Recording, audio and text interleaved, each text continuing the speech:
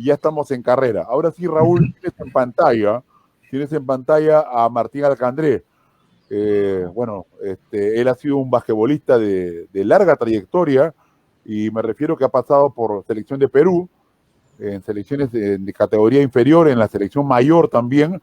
Él apareció en Universitario de Deportes. Si lo quiere visualizar, porque inclusive me pasó un video que lo que pasa es que estaba bien cargado el video, y ahí está tu relato, Raúl, de partidos de Alcandré cuando jugaba justamente en la división superior. Estamos hablando de la década de los 80, inicio de los 80, y él creo que prolongó su carrera hasta mediados de los 90, por ahí. Ya él nos va a explicar un poquito más acerca de esto, pero jugó en Universitario.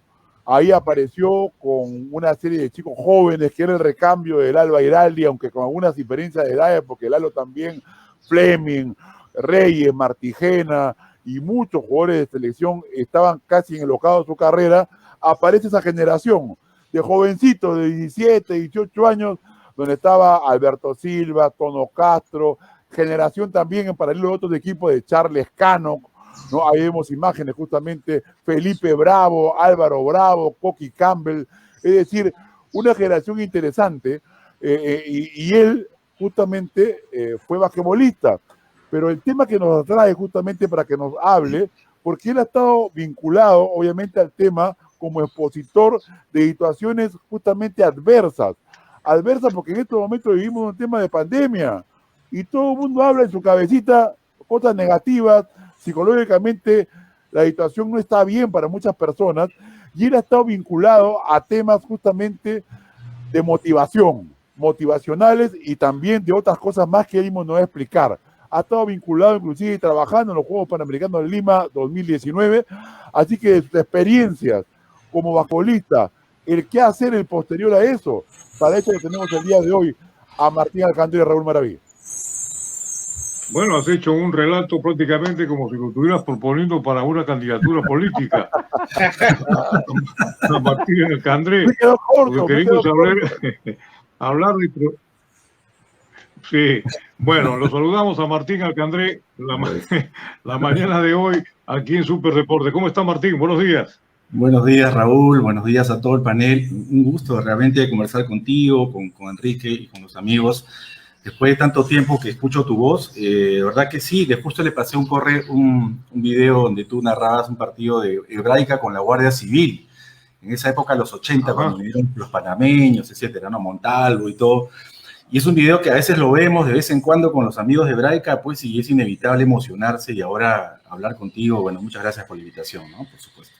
No, a ti, Martín, más bien me has hecho recordar, y a veces me lleno de nostalgia, créeme, me lleno de nostalgia. Lo sabe Enrique, Enrique, conversamos un montón de veces sobre básquetbol, y a mí me llena de nostalgia justamente aquellos años maravillosos que tuvo el básquetbol, de tantas figuras que aparecieron y que se ha ido diluyendo en el tiempo, pero no por culpa de los muchachos, de esos grandes protagonistas que hacían que el básquetbol contrajera la atención de todo el mundo, se llenaran los escenarios y sintamos esa emoción que hoy día la hemos perdido, es decir, porque no se dan.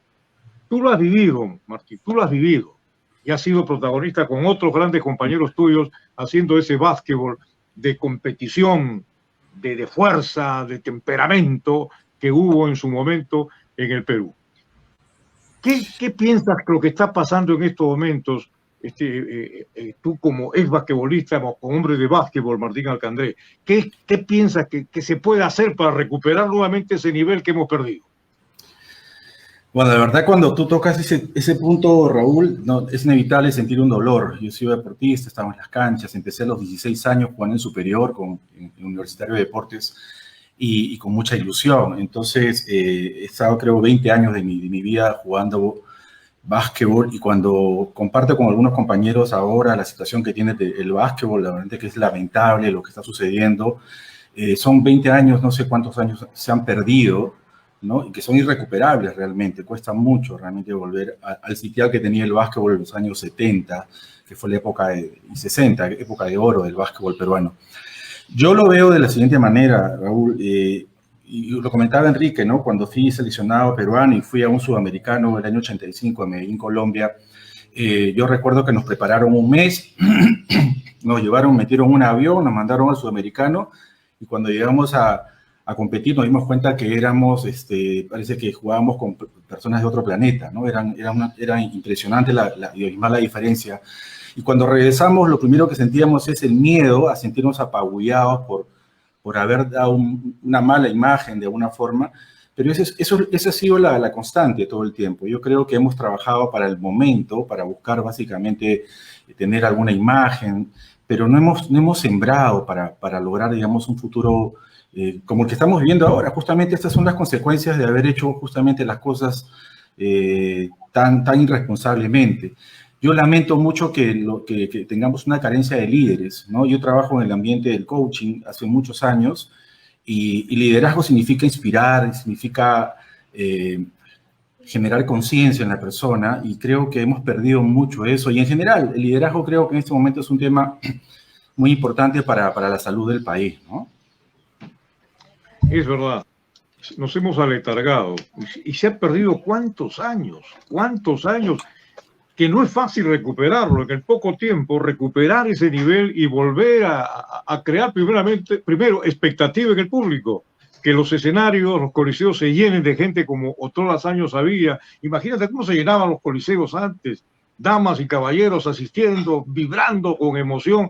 Y yo te digo, por eso me lleno de nostalgia, porque cuando escucho a ti ahora hablar de esos tiempos y retrocede en mi memoria inmediatamente aquellos momentos llenos el coliseo y las barras gritando cuando jugaban, sobre todo los equipos más tradicionales en el básquetbol, jugaba Universitario, ¿no es cierto?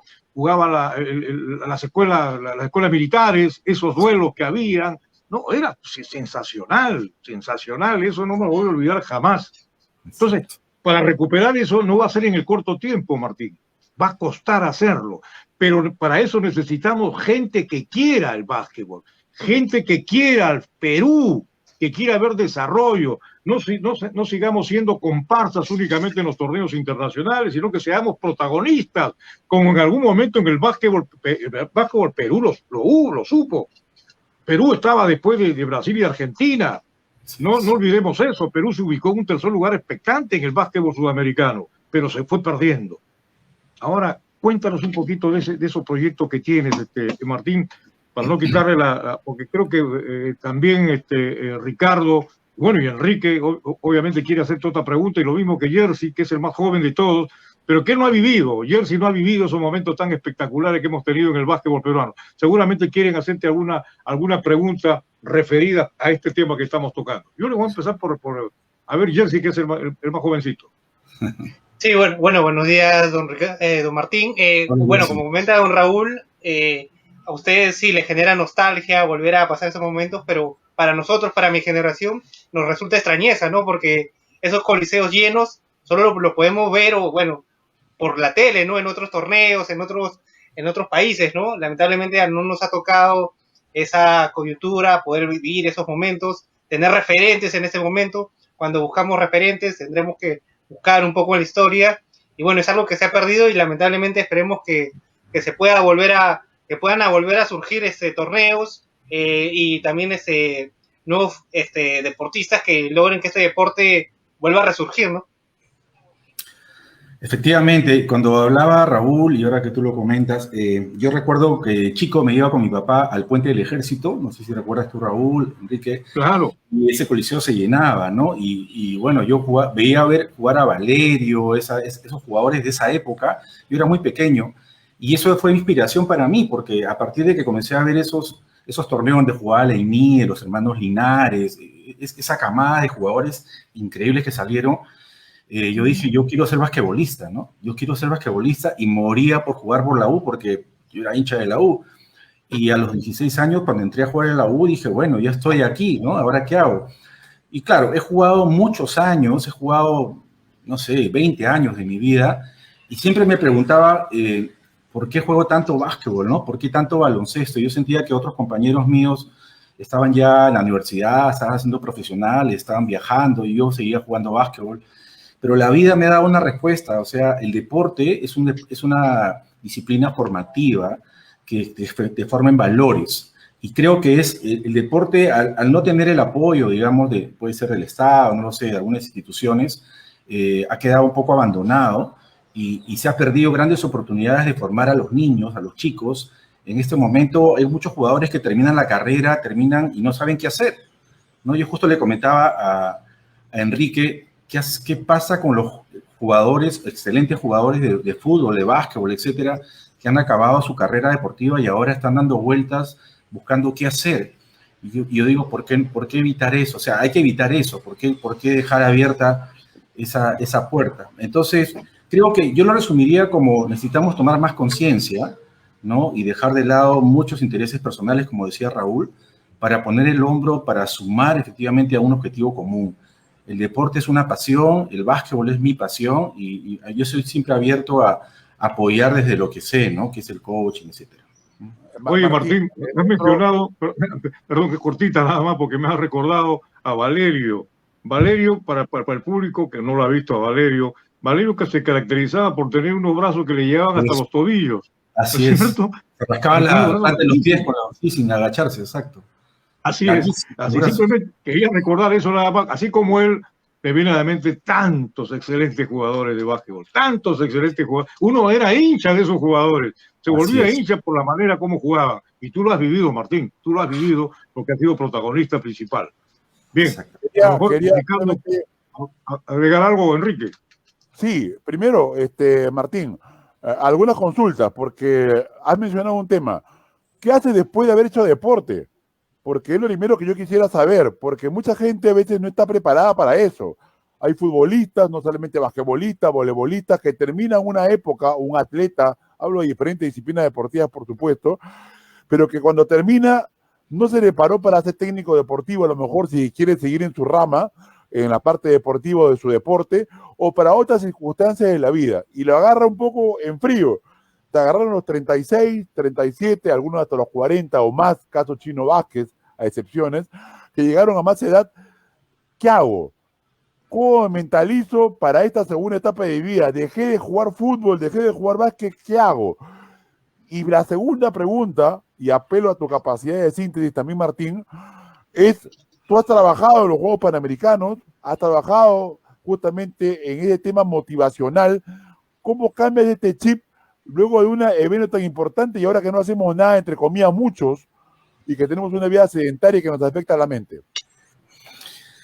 Bueno, es una pregunta súper amplia y súper interesante. Yo recuerdo que cuando jugaba básquetbol me pagaba los estudios, la universidad, con lo que ganaba. No se ganaba mucho en el básquetbol, pero con eso me pagaba la universidad. Y estudié una carrera incluso que no me gustaba. Mi papá me dijo, tú tienes que ser economista y tienes que ser economista. En esa época era así, pues los papás decían, tú tienes que ser contador, tú tienes que ser economista. Bueno, acabé la carrera y cuando salí dije, ¿y ahora qué hago? ¿No? O sea, no estaba preparado realmente. Ya el básquetbol iba quedando de lado y tenía que empezar a vivir y a adquirir responsabilidades, etc. Yo creo que el deporte y la formación o la carrera, digamos, profesional tiene que ir de la mano. Es decir, ir estudiando algo, porque el talento puro no sirve. O sea, el talento puro tiene sus limitaciones y hay que desarrollar habilidades en las personas. Yo he encontrado mi camino casi a los 40 años, más o menos, donde yo estaba por aquí, andaba por allá, no tenía un objetivo claro, no tenía una visión clara. Yo creo que si no tenemos una visión, cualquier camino es inútil, o sea, no hay un camino. Lo importante es tener clara esa visión, saber cuáles son tus talentos, qué talentos tienes y qué habilidades tienes que desarrollar para poder, digamos, ir al futuro, porque el futuro nos espera, o sea, se acaba el deporte y empieza una nueva vida, por decirlo de alguna forma. En la experiencia que tuve yo con los Juegos Panamericanos, a mí me llamaron para poder facilitar casi 1000 personas, que era la organización que estaba a cargo de los Juegos, y estaban un poco, digamos, desintegrados, no sabían cómo organizarse. Y yo trabajando en la integración, en las habilidades blandas, que son fundamentales, y realmente fue impresionante cómo estas 1000 personas que no se conocían realmente se pusieron alineadas hacia una misma visión. Y cuando yo vi la inauguración de los Juegos, Enrique, la verdad que fue muy emocionante porque yo dije, ¿cuántas cosas se pueden hacer en el país realmente cuando se trabaja con disciplina, cuando se trabaja con un mismo propósito? Y es lamentable ahora que, claro, visión de corto plazo, se acabó, volteamos la página y ahora prácticamente, tenemos infraestructura y esta infraestructura no se aprovecha, ¿no? O sea, volvemos a caer en el mismo círculo vicioso, lamentablemente, mi querido Enrique. Correcto. En la actualidad, ¿cuál es la función? ¿Qué es lo que tratamos de hacer? ¿Qué es lo que está haciendo en estos momentos para poder interactuar con la gente, con las empresas? Concretamente, ¿nos puede resumir ese tema? Sí, mira, Enrique, yo trabajo mucho en crear conciencia en la persona sobre el poder. Hace un momento hablaba Raúl del poder, ¿no? Porque justo estaba viendo la entrevista que le hacían a Marcelo Apaza, y el poder debe ser entendido como la capacidad de acción. Es decir, las personas tenemos poder, tenemos talento, y si no lo ponemos al servicio de un propósito, definitivamente sentimos que no tiene sentido la vida para un ser humano. Yo creo que en este momento hay que trabajar, digamos, conscientemente, con objetivos claros. Yo te decía, por ejemplo, en las organizaciones donde voy, encuentro a muchos líderes, ¿de acuerdo? Muchos líderes que obviamente, no han desarrollado habilidades. Mi propósito es justamente ayudar a estos líderes para que puedan inspirar a otras personas, no solamente en el trabajo, sino también en la vida personal. O sea, no es que somos, digamos, una parte de la vida personal y otra parte somos el trabajo. Yo creo que estamos integrados, tenemos que integrar ambos aspectos. Y ahora, sobre todo, que estamos metidos en casa, ¿no? Estamos en casa trabajando y también con la familia al costado. Entonces, tenemos un gran desafío. Pero para eso, insisto, primero tenemos que crear conciencia, ¿de acuerdo? Segundo, tenemos que desarrollar ciertas habilidades que son necesarias y tenemos ese potencial. Y tercero, tener una visión clara y tener un plan, obviamente, porque sin un plan vivimos con la cabeza llena de ideas, pensamientos negativos que no nos ayudan realmente a lograr nuestras metas, ¿no? Gusto de saludarlo, don Martín. Bienvenido también al Ricardo, programa. Estaba escuchando eso del currículum de usted y esto último que ha mencionado. ¿A usted le gustaría o qué aporte daría, qué arenga haría en este momento tan difícil que estamos pasando, donde la población, aparte de la pandemia, tiene no solo corrupción, sino tiene desmoralización total y hay una deshumanización bastante marcada en el país y en su gente? ¿Cuál sería su mensaje? ¿A dónde le gustaría trabajar para poder aportar eso que usted, porque unificar criterios a 1000 personas y llevarlos a un objetivo, esa es cosa seria? Evidentemente lo que yo le planteo es mucho más macro, pero ¿cuál sería su mensaje? ¿Cuál sería su arenga para este momento tan difícil que vive nuestra población? Gracias, Ricardo, por la pregunta. Yo creo que lo más importante hay una palabra que se llama aceptación, ¿no? Una cosa es ser tolerante y otra cosa es aceptar.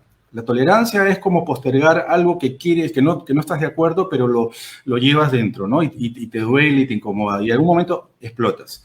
Pero la aceptación es, bueno, primero para cambiar hay que aceptar. Si no hay aceptación, el cambio no viene. Y creo que mi labor, digamos, o mi apoyo en ese sentido estaría en los líderes, porque las cabezas, necesitamos liderazgo porque los líderes son los llamados a ser agentes de cambio.